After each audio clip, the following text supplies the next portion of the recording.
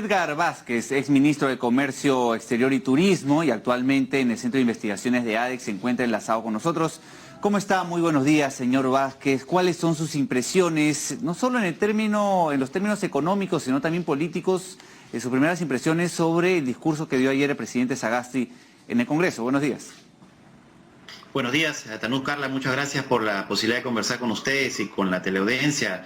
Bueno, creo que han sido momentos muy duros para el país, que ven una luz al final del túnel con el presidente Sagasti. Creo que es un hombre ponderado, un hombre que tiene, por supuesto, una larga experiencia y creo que conoce muy bien la necesidad que tiene el Perú de una reconciliación y de priorizar la agenda, ¿no? Creo que ha sido bastante claro en la agenda que va a priorizar, que tiene que ver, por supuesto, con la transición democrática, que tiene que ver con la lucha contra la pandemia, pero que también tiene un componente importante en la necesidad de recuperar la economía peruana de una manera responsable. Creo que eso es un mensaje alentador. Desde ADEX siempre hemos buscado alentar el respeto a la Constitución, a las leyes y el diálogo entre toda la sociedad.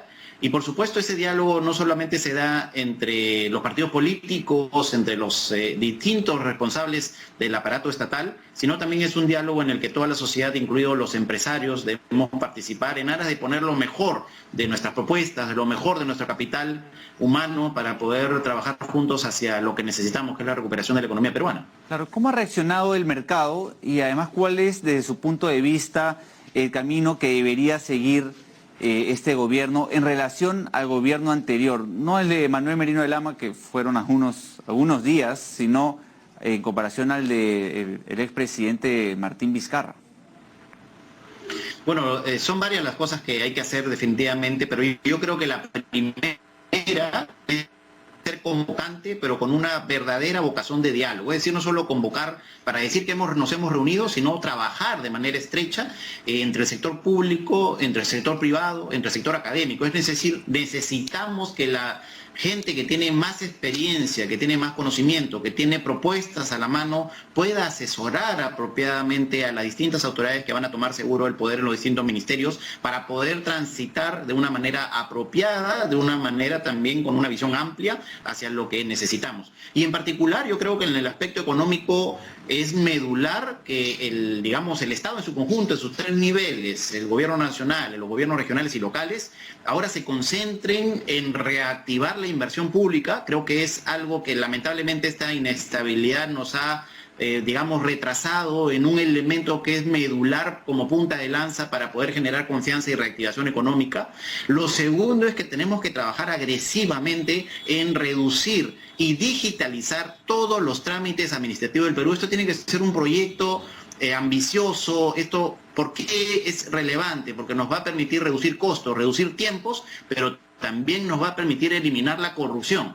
Por cuanto menos subjetividad haya en la entrega de un trámite, en el desarrollo del mismo, menos posibilidad de que un funcionario público pueda de una manera u otra influir y debido a estas malas prácticas que lamentablemente existen en el Perú. Necesitamos en ese sentido transitar hacia una racionalización de los trámites, pero todos aquellos que son necesarios, digitalizarlos de esa manera de saltar a la modernidad y aprovechar el entorno en que todos estamos acostumbrados.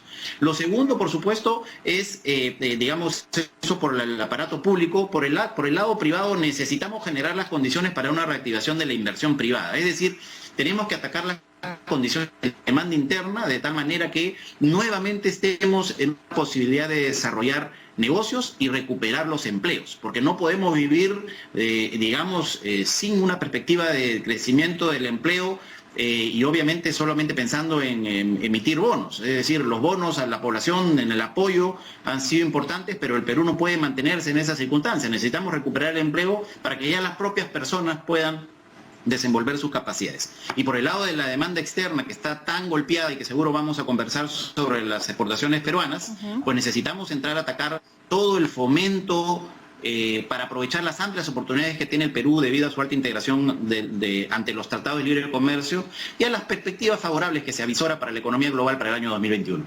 Así es, muy buenos días, señor Edgar Vázquez, efectivamente, pero ese trabajo tiene que ser consensuado con el legislativo y todavía falta que le den el voto de confianza a este gabinete. Mi primera pregunta es, ¿qué perfil debe tener ese gabinete para lograr el consenso con el Congreso? Pero además, ¿cuál debe ser la labor y la postura del legislativo, teniendo en cuenta que en los últimos días, en los últimos meses, pues ha podido ver algunas propuestas calificadas por algunos como populistas, y debido a la crisis en la que nos encontramos y lo afectado que también está la economía, hay que tener mesura? Entonces, esas serían mis dos consultas. No, muchas gracias. Yo creo que hay que confiar en el presidente Sagasti, en que va a armar un equipo que esté a la altura de las circunstancias. Necesitamos obviamente un primer ministro que genere esa confianza, que sea convocante, que no tenga pues una perspectiva confrontacional. Este ya no es un momento de confrontación, este es un momento de convocatoria, de aterrizaje, es un momento además de transición. En ese sentido, tampoco es que este nuevo gobierno y este nuevo gabinete vaya a tener la posibilidad de hacer reformas profundas, pero necesitamos en ese sentido por la seriedad del caso y un gabinete que pueda tener una mixtura, ¿no? Necesitamos gente de experiencia, pero además las circunstancias en las que hoy estamos es gracias a los jóvenes, y creo yo que ese gabinete también requiere tener una representación clara de gente joven, gente fresca, que pueda aportar ideas y que pueda además ser representante de esa inquietud que tienen ahora estos peruanos jóvenes que no están siendo indiferentes a la situación y por ende tienen que estar apropiadamente representados. Confío en que el presidente Sagasti va a saber armar un equipo a esa altura.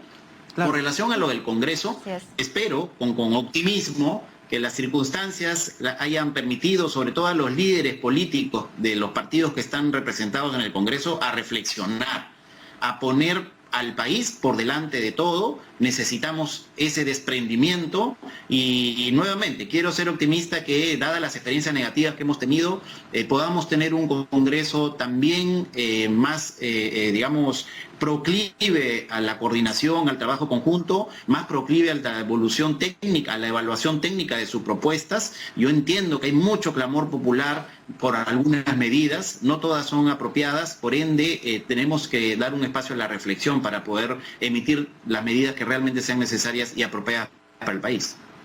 Sí, señor Vázquez, yendo ya a lo que compete a las exportaciones, de aquí a los próximos meses, ¿cuál es el sector de exportación de parte del Perú en donde se debería, quizás desde su punto de vista, poner mayor énfasis, donde hay mayores posibilidades de crecimiento, tomando en cuenta la actual coyuntura de la pandemia, de la lucha contra el COVID-19?